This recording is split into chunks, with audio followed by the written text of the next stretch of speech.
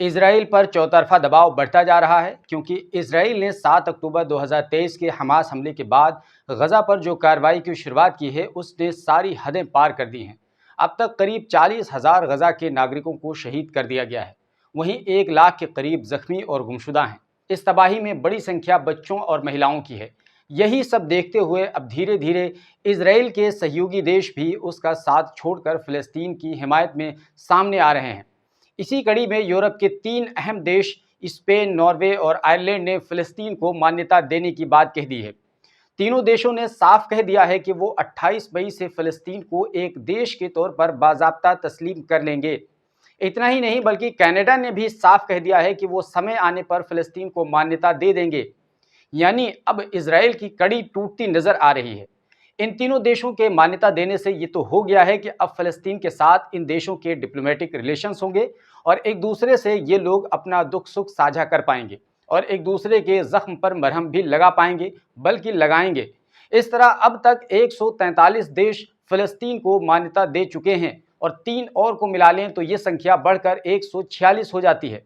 और जहां तक यूरोप की बात है तो यूरोप के अधिकांश देश फिलिस्तीन को दुनिया के नक्शे पर अब तक मानते ही नहीं है कि फिलिस्तीन जैसी कोई जगह भी है। लेकिन अब इन 3 देशों ने एक अहम और ऐतिहासिक कदम उठाकर यूरोपीय देशों के लिए फिलिस्तीन को तस्लीम करने का दरवाजा भी खोल दिया है। तो जैसे ही ये खबर सामने आई, इजराइल के प्रधानमंत्री बेंजामिन नेतन्याहू मानो आपे से बाहर हो गए और फौरी तौर पर उन्होंने तीनों राजदूतों को आदेश दे दिया कि वो स्पेन, नॉर्वे और आयरलैंड को छोड़ दें।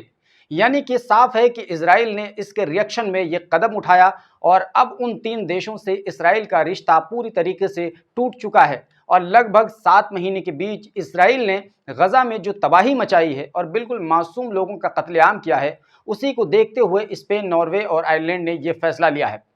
फिलिस्तीन को मान्यता देने वाले इन तीनों देशों ने कहा है कि शांति स्थापित करने के इरादे से वो फिलिस्तीन को एक देश के तौर पर तस्लीम कर रहे हैं।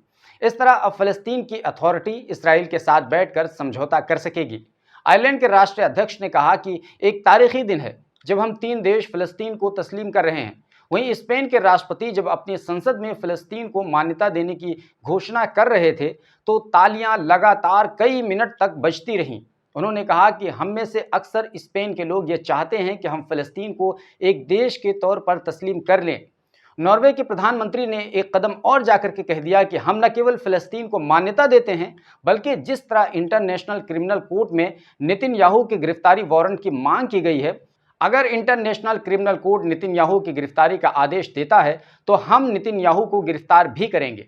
3 यूरोपीय देशों के इस कदम से फिलिस्तीनी अथॉरिटी काफ़ी खुश हैं।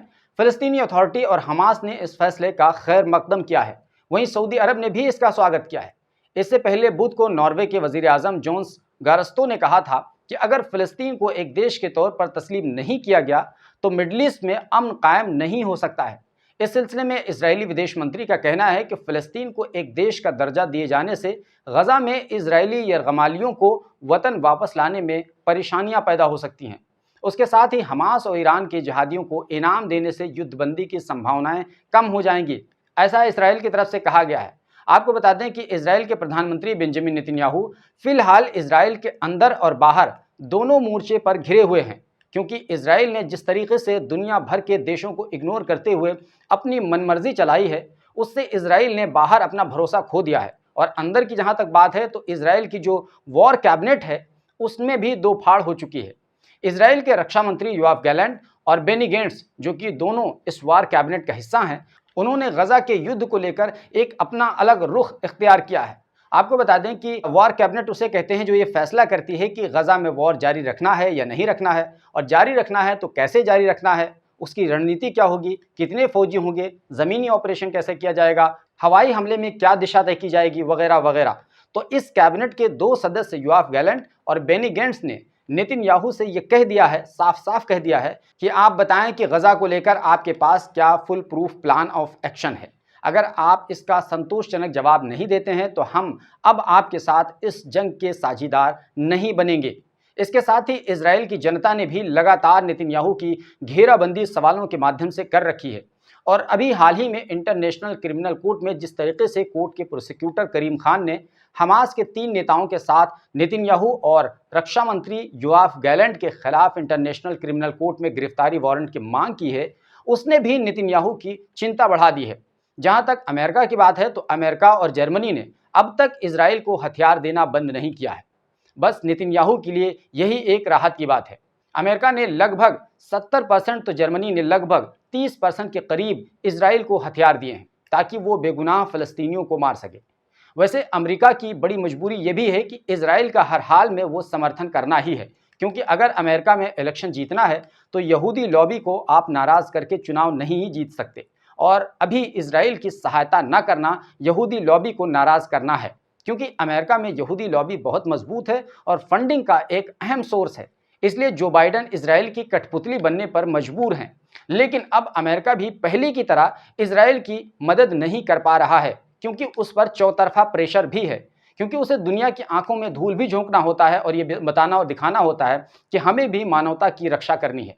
इसलिए अमेरिका ये बार बार दिखाने की कोशिश करता है कि हम चाहते हैं कि इजराइल गजा पर हमला बंद कर दे। यही वजह है कि अमेरिकी विदेश मंत्री एंटनी ब्लिंकन लगभग 6 बार अब तक इजराइल का दौरा कर चुके हैं पिछले 7 महीनों में। लेकिन नेतन्याहू हैं कि वो अपनी सनक के आगे किसी को भी सुनने के लिए तैयार नहीं है, जिसके कारण न केवल इजराइल की साख गिरती जा रही है, बल्कि अमेरिका भी फिलहाल तवाइफ के कोठे जैसा बनता चला जा रहा है। तो बहरहाल नेतन्याहू का चैप्टर ऐसा लगता है कि बस अब बहुत जल्द ही क्लोज होने वाला है और उन्हें उनके किए की भरपूर सज़ा मिलने वाली है। वैसे आपको इस खबर के बारे में क्या कुछ कहना है? कमेंट बॉक्स खुला हुआ है, अपनी राय दे सकते हैं। अगर हमारे चैनल पर पहली बार आए हैं तो सब्सक्राइब कर लीजिए। अगर ये वीडियो फेसबुक पर देख रहे हैं तो हमारे पेज को फॉलो कर लीजिए, क्योंकि यहाँ पर हम न केवल न्यूज़ बल्कि व्लॉग से संबंधित कंटेंट भी बनाकर देते रहते हैं।